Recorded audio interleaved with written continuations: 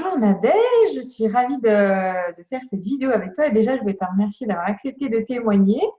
On a vécu le programme Maman Expat ensemble et du coup je ne vais pas en dire plus sur toi, surtout je vais te laisser te présenter. Voilà, bonjour Anne, merci.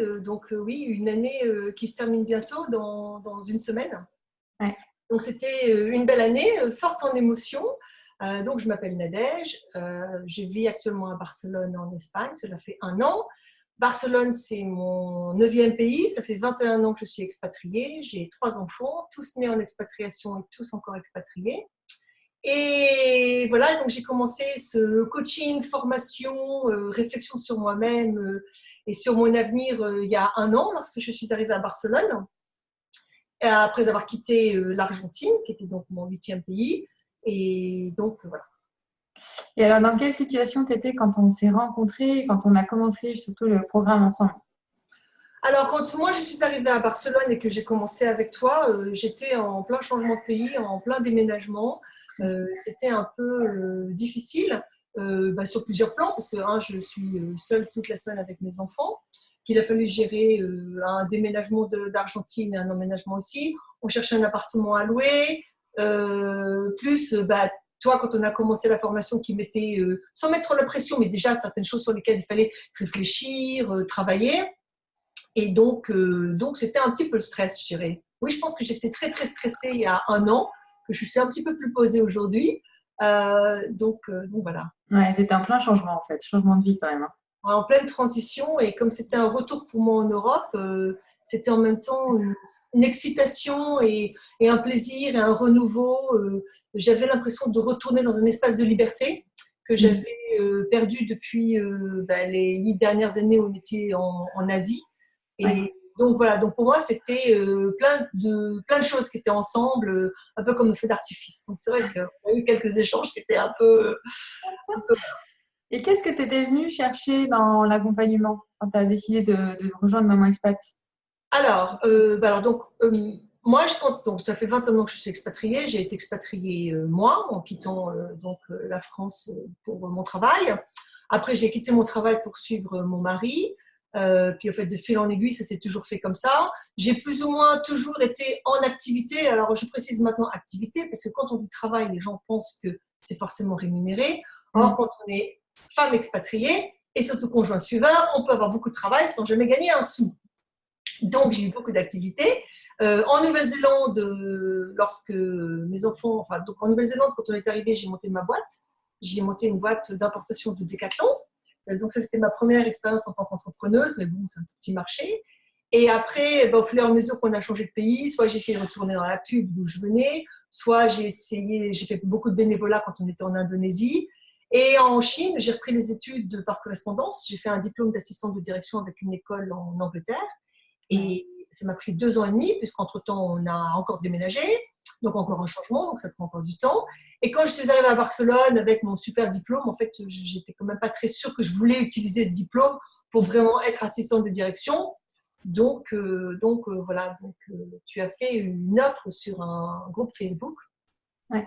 Donc j'ai tenté l'aventure, on s'est parlé pendant 1 heure la première fois, et c'est comme ça que ça a commencé. Et alors, du coup, c'était quoi tes objectifs? Qu'est-ce que tu avais envie de réussir ou de réaliser avec ce programme? Alors écoute, pour moi, je m'y prends certainement un peu tard vu mon nombre d'années d'expatriation. C'est l'idée d'avoir une activité nomade qui soit transférable d'un pays à l'autre. Donc certes, j'ai fait beaucoup de choses, il y a toujours plein de choses qu'on peut faire, mais il y a quand même des métiers qui sont plus aptes à bouger avec soi que d'autres. La pub n'est pas vraiment un métier facile pour passer d'un pays, d'une langue, d'une culture à une autre. Et donc, je voulais, si on était encore dans un mode d'expatriation à changer de pays tout le temps, je voulais essayer de mettre dans mes bagages une activité qui me ressemble et qui ne m'empêche pas de continuer à faire les changements, les transitions avec notamment les 3 enfants, mais quelque chose qui soit à moi. Et j'ai plus vraiment l'âge non plus de me plier aux exigences des autres. Ça aussi, c'est quelque chose que j'ai appris, c'est que en fait, plus on vieillit et plus on a certaines exigences et connaissances aussi de ce que l'on est, de ce que l'on attend. Et moi, ça fait 20 ans que j'ai quitté le marché normal du travail. Et donc, je ne sais pas si je suis réellement adaptable pour le travail. Je suis adaptable pour plein de choses, mais pour le monde du travail, je ne suis pas certaine. Donc voilà, je voulais pouvoir développer quelque chose qui soit à moi et que je garde, quel que soit mon lieu d'habitation géographique. Ouais. Oui, parce que ton envie, c'est d'être revenu en Europe, mais effectivement, peut-être que tu allais bouger de nouveau. En tout cas, voilà, oui. Disons qu'on ne sait jamais, en fait, si on va rester. Il n'y a pas de données sûres. On est là pour 2 ans, on est là pour 5 ans. C'est vrai que moi, je suis arrivée en Espagne. Je pense que là, je suis arrivée pour toujours. Je ne sais pas si le mot toujours existe en expatriation. Donc, pour un certain temps, et long, je l'espère, je suis arrivée en Espagne. Et alors, pourquoi tu as décidé de travailler avec moi? Alors, pourquoi? Attends, je me suis bien posé la question. Pourquoi? Pour plein de choses. D'abord parce que tu as su reconnaître que moi, j'avais besoin de rester qui je suis, à savoir que j'aime bien blaguer, j'aime bien déconner, que je parle tout le temps moitié français, moitié anglais, et que tu n'as jamais essayé de me faire rentrer dans une espèce de moule. Ça, c'était important pour moi. L'autre, c'est l'empathie, qui est très important pour moi, le fait que, quelles que soient les choses par lesquelles je passe, il n'y a pas de jugement. L'autre force, je ne sais pas si ça tu t'y attendais, mais c'était la force du groupe que tu as créé avec moi. Ça, pour moi, c'est super important. Ce groupe, je l'adore et on s'adore. Donc, ça, c'était une valeur ajoutée, mais bon, je ne savais pas au moment où on a eu notre premier entretien. Ouais. Et puis, ton approche, parce que je te trouve douce, hein, tout en étant quand même assez ferme. Donc, si on a tendance, un peu comme moi, à toujours faire 15 000 trucs, parce que ma to-do list de la journée entre 5h30 du matin et 23h, c'est non-stop, de remettre gentiment un peu en place en disant attention, un peu, remets-toi dans l'objectif, c'était quoi. Donc voilà, donc c'était un peu, en fait, tu es un peu ce gant de fer sur une main de velours, c'est ce qu'on dit. C'est ça. Donc voilà, mais bon, en fait, je dis ça aujourd'hui parce que j'ai aussi appris à te découvrir au fur et à mesure de nos séances. Alors maintenant, il y a 1 an, lorsqu'on s'est parlé, pourquoi? Je pense que c'est souvent aussi une histoire de chakra entre les gens, même si c'est par Skype, et moi je crois beaucoup en ça. Donc c'est que quelque chose entre nous est passé, et que je t'ai fait confiance, et donc voilà, et je le répète. Top. Et est-ce que tu peux nous partager des résultats, des choses que tu as, enfin voilà, des résultats que tu as obtenus après 1 an ensemble? Alors, j'ai toujours pas ma semaine idéale, mais j'y travaille dur. Plein de choses. Déjà que, en fait, ça fait du bien de se retrouver face à toi et face au groupe en ayant du positivisme. Parce que souvent, en fait, quand on change de pays, souvent, les enfants ramènent peut-être beaucoup de choses négatives quand on change de pays, qui est en phase d'adaptation. Le mari peut amener. Et donc, du coup, tout d'un coup, me retrouver entourée de gens qui passent par les mêmes choses que moi, mais où on se regarde avec un regard bienveillant et avec du positivisme. Ça, c'était vraiment, vraiment bien. Redécouvrir certaines de mes qualités et de mes forces. Comme j'ai une tendance naturelle à toujours penser que je suis toujours moins bien, ça c'est vraiment un de mes acquis. Et puis, voir aussi un peu autrement. C'est-à-dire, en fait, être peut-être même toujours dans la même pièce, que c'est toujours ma vie, je suis toujours la même personne, mais voir que ça peut être éclairé de différents angles et de différentes manières, et qu'il n'y a pas qu'une seule manière d'approcher les choses, même si je pense qu'en termes d'adaptabilité et de connaissances et de découvertes, j'en ai beaucoup, mais en fait, c'est jamais unlimited. Donc voilà, donc pour moi, c'est ça. C'est moi-même avoir trouvé cette force, après développer mon projet, qui est le projet certes qui me ressemble, mais qui a un sens, qui a vraiment un sens. Un sens profond pour toi, ouais. Tu peux nous en dire un peu plus sur ce projet en une petite phrase au moins? Du coup, au début, quand il fallait se présenter, bonjour, je m'appelle Nadège, je me suis dit, mais alors, il faut que tu dises ce que tu fais. Alors, donc ça, c'est encore très difficile de se dire, je travaille peut-être pour gagner des sous. Donc, je suis facilitatrice de transition. J'adore ce mot, facilitatrice. Je trouve que c'est top. Il te va bien. Voilà, donc j'ai créé une société, une boîte, qui accompagne les femmes expatriées comme moi, qui sont des conjoints trailing spouse, donc celles qui sont suiveuses. Et le but, c'est, alors je dis facilitatrice parce que c'est un peu comme un buddy. En fait, je suis un peu comme une hotline. J'ai tellement de mots qui viennent à l'esprit. Je suis là tout le temps. Je suis là tout le temps. Et pour parler des 4 domaines de vie principaux qui sont la famille, le couple, le social et le travail, afin que l'expatriation se fasse d'une manière un peu plus douce afin que les transitions se passent un peu mieux et afin aussi qu'il y ait toujours quelqu'un à qui parler. Parce que je trouve qu'en 21 ans, même si, comme j'aime dire, le monde is my playground, en quelque part, il y a toujours des moments où on se sent un peu seul, des moments où on devrait partager des choses avec quelqu'un, mais il n'y a pas forcément une compréhension de l'autre côté. Et donc voilà, donc comme moi, en expatriation, je suis passée par pratiquement tout, presque tout, beaucoup de choses, du très positif comme du très négatif. Je pense que j'ai cette attention et cette spécificité liée à mon expérience. Et le nom de ta boîte?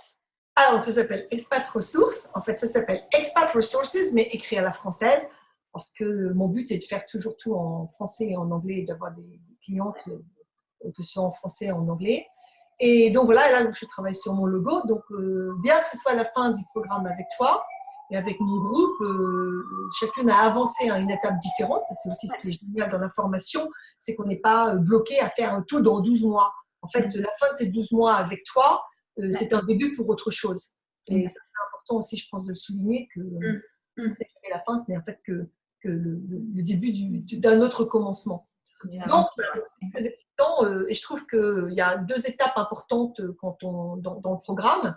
C'est celle où on achète enfin, le jour où on trouve son nom et on achète son nom de domaine, si on veut faire un site internet, et l'autre, c'est le logo.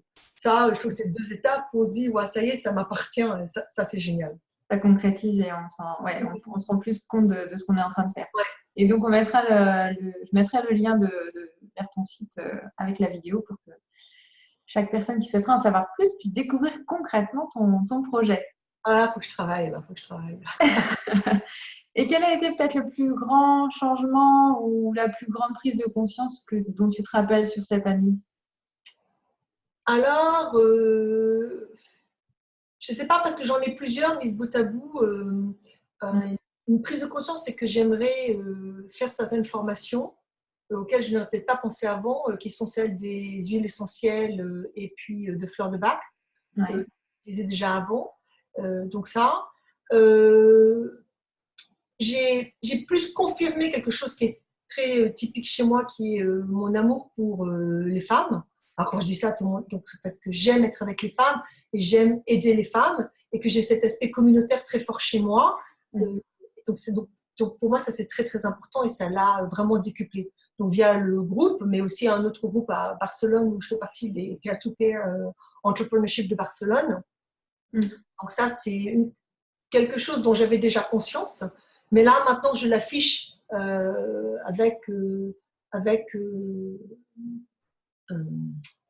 et surtout, tu as pu l'intégrer dans ton projet. Voilà, il y a ça. Et puis, c'est le fait aussi que maintenant, il n'y a pas de honte à dire qu'on est, en fait, surtout maintenant avec tout ce qui s'est passé suite au débat politique en France et en Europe. Donc, du coup, oui, c'est cette force qu'entre nous, les femmes, on peut avoir et qu'on peut s'entraider et que tous ces groupes Facebook qui existent. Donc, ça, c'est bien. Et notamment aussi le fait que je suis modératrice sur ce groupe d'expat nanas séparées et divorcées, que j'aide Isabelle Tinet à gérer avec Magdalena. Et donc, du coup, ça aussi, c'est des moments très forts pour moi. Ça, c'est vraiment des moments très forts parce que s'entraider entre femmes, c'est essentiel. Je pense que c'est quelque chose d'important dans le futur. Donc, voilà, donc c'est plein de choses de conscience que j'ai prises pendant toute cette année où on a été ensemble. Et qui t'ont permis de donner de plus en plus place et de plus en plus de profondeur, je dirais, à ce projet-là. Bah oui, parce que c'est vraiment un projet qui, moi, me tient à cœur et qui me parle parce que c'est basé sur toute mon expérience et ce que j'ai vécu et c'est ce que j'ai aimé dans les échanges qu'on a dans le groupe et avec toi une fois par mois.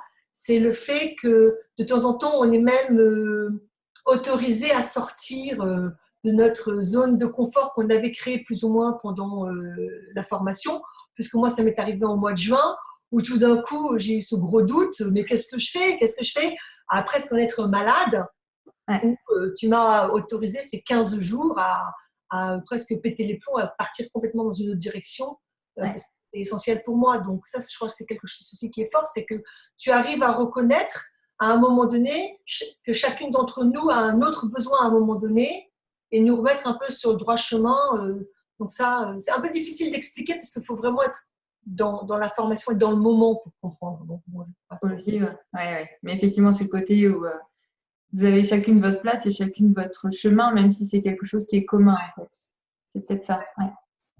C'est ça. Qu'est-ce que tu dirais à celles qui hésitent, qui me suivent peut-être déjà et qui hésitent à travailler avec moi? Qu'elles ont déjà assez perdu de temps et qui seraient temps de se mettre au travail. Que en fait, c'est pas comparé à d'autres formations. Alors, c'est pas vraiment du coaching tout en étant du coaching. Hein. Je trouve que ce que tu fais, c'est pas vraiment une formation non plus. C'est un accompagnement, c'est du coaching, c'est un peu de psychothérapie, c'est un ensemble de choses parce que tu es ouverte à parler des choses dont on a besoin de parler quand on développe notre projet. C'est important. Et la deuxième chose, c'est que c'est pas quelque chose qui est figé. C'est-à-dire qu'on n'est pas obligé tout d'un coup d'arrêter de vivre à la maison ou de s'occuper de nos enfants. C'est complètement adaptable. Et que même si c'est sur une période donnée, encore une fois, à la fin de cette période, c'est juste le début d'une autre aventure. En fait, c'est la continuité, c'est un autre commencement. C'est comme si on est arrivé à une intersection et qu'on continue sur un autre chemin. Donc voilà, donc je pense que des fois, quand on parle de formation, on se dit oh, pour un an, est-ce que je vais être capable? Ben oui, complètement capable, parce que c'est du travail, mais c'est à son rythme. Oui, c'est une période cocon avant de se lancer finalement. Voilà, et qu'il n'y a pas besoin de faire module 1, 2, 3, 4, 5, en 6 mois, qu'en plus, les modules, on peut faire 1, 2, 3, 4. Ah puis tiens, on retourne un petit peu à 3, parce que quelque chose en 4 débloque quelque chose qu'on aurait peut-être dû plus approfondir en 3, mais à ce moment-là, on était en train de déménager. Ou donc, c'est complètement adaptable à la vie d'expatrié, qui est après qu'un changement qui peut-être dans l'année va arriver, ça dépend quand est-ce qu'on commence. Ouais. Donc, moi, je dis go for it. Super. Merci beaucoup, Nadège, pour tous ces partages. Ben, de rien. Une belle aventure ensemble pendant 1 an, effectivement, avec toi en individuel et avec le groupe, effectivement, en même temps. Vous êtes dans une belle force sur votre groupe Maman Expat. Je vous souhaite une belle aventure à Expat Resources. Et puis, de toute façon, on reste en contact et je mettrai le lien vers ton site et tous les liens que tu me donneras de toute façon. Et comme ça, toutes celles qui nous regardent pourront aller en savoir un peu plus. Bon, merci Anne. Et puis, que encore beaucoup de femmes puissent non seulement nourrir toi, ta profession et ton bien-être, et que toi, tu puisses les nourrir en retour. Je n'ai pas ma boîte de Kleenex, donc je vais aller la chercher. Se faire sponsoriser par Kleenex. Je ne sais pas si dans les futurs que tu auras, un mari travaillera chez Kleenex, ce serait peut-être indispensable. Voilà. À bientôt. Au revoir.